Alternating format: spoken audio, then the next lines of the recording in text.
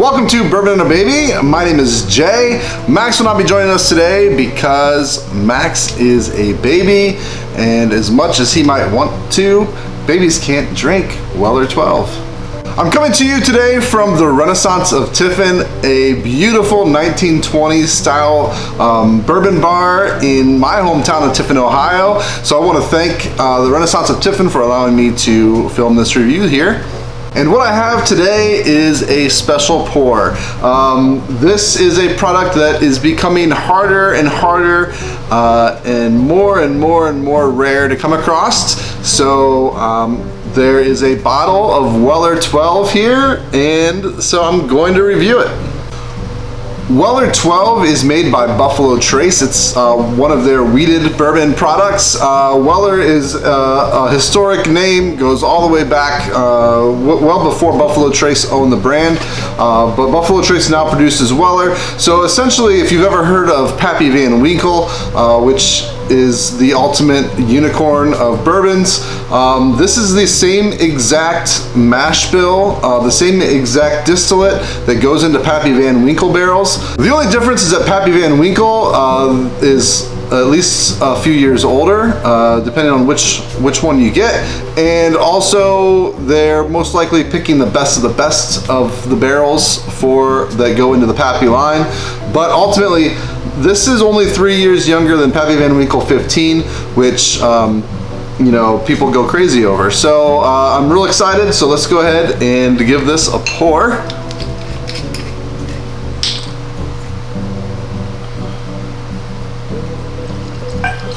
I've previously on the channel reviewed Weller Antique 107. So this is just an older version of that. The Weller Antique 107 is generally around that 6, 7, 8 year old range. So this is going to be 12 years old. However, this is not, Weller 107 comes in at 107 proof. This is not as high proof as that. This actually comes in at 90 proof. So let's go ahead and check the nose on this.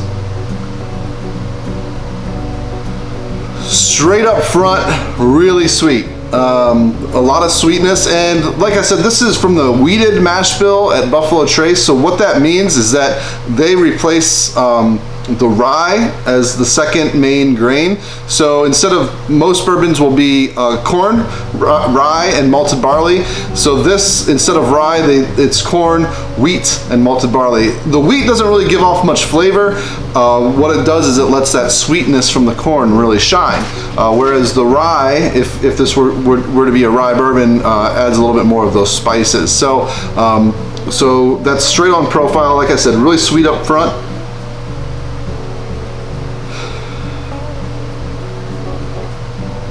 A little bit oaky, which obviously makes sense. This is 12 years old. That's a long time to be sitting in a bourbon barrel.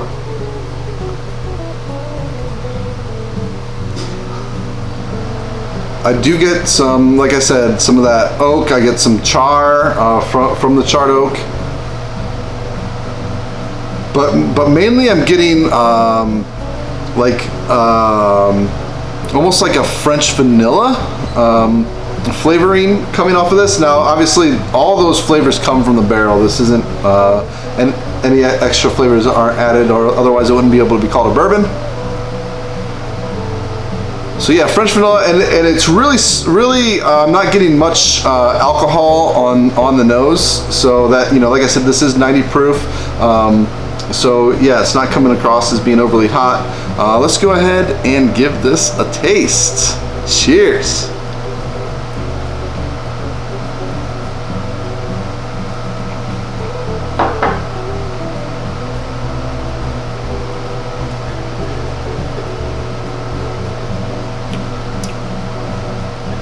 I get a lot more of that barrel influence on the tip of the tongue.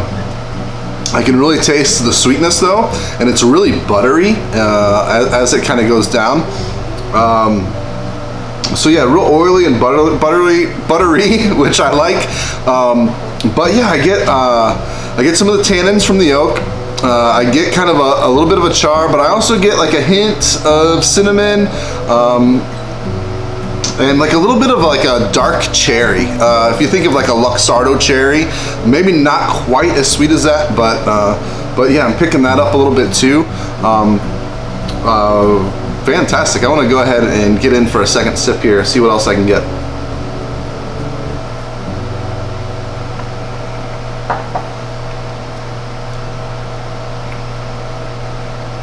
This is incredibly easy to drink.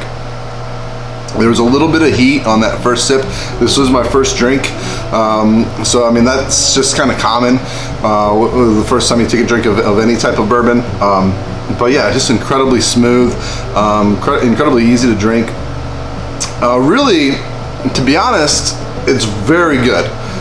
But there's almost, it's almost too easy to drink. What I mean by that is as difficult as this is to find, it's definitely worth drinking and worth buying at retail if you can get it at retail, but I don't think it's worth paying 2, 3, 4, 5 times the price of retail, because it's good, but I just think it lacks a lot of depth, and that might sound like a bad thing. I think it's only bad if you overpay for this, but if you're able to get this at retail or slightly above, then it's definitely a great pour.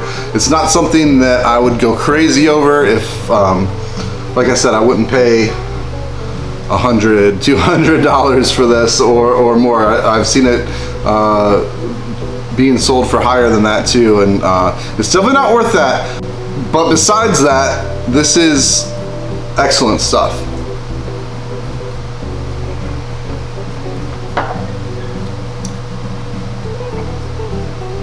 Yeah, very, very, very oaky. Little bit of brown sugar I'm getting now too as well, and that black cherry, and then that kind of oily, buttery feel, mouthfeel, and finish as well. So yeah, I can't say enough good things about this. This is a very, very good product, very good bourbon, really good wheated bourbon, really easy to drink. But like I said, I would not overpay for this. Now price is subjective with everybody, so you know, if a couple $100 means nothing to you and you're able to buy a bottle for that and you're happy with it, then you know, more power to you. But I would be, if I paid, you know, $100 or more for this bottle, I would be a little bit disappointed, only because it's not super complex, but it is super easy to drink. If you were trying to introduce somebody to bourbon that you know, maybe was first getting into it, I wouldn't necessarily say this is a good beginner bourbon, because it is a lot of oak up front that a beginner might not necessarily like. But if you have somebody that's maybe just dipping their toes into bourbon, this would be a great pour for them. All right, so let me know what you think. Have you had Weller 12? What are your thoughts on it?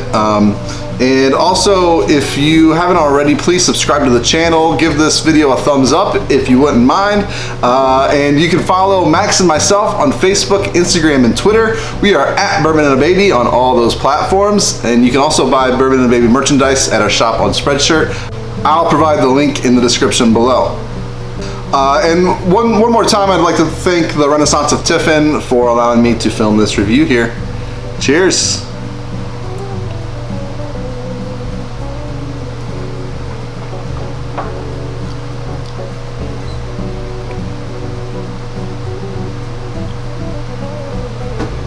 Great, good stuff. Nothing wrong with that.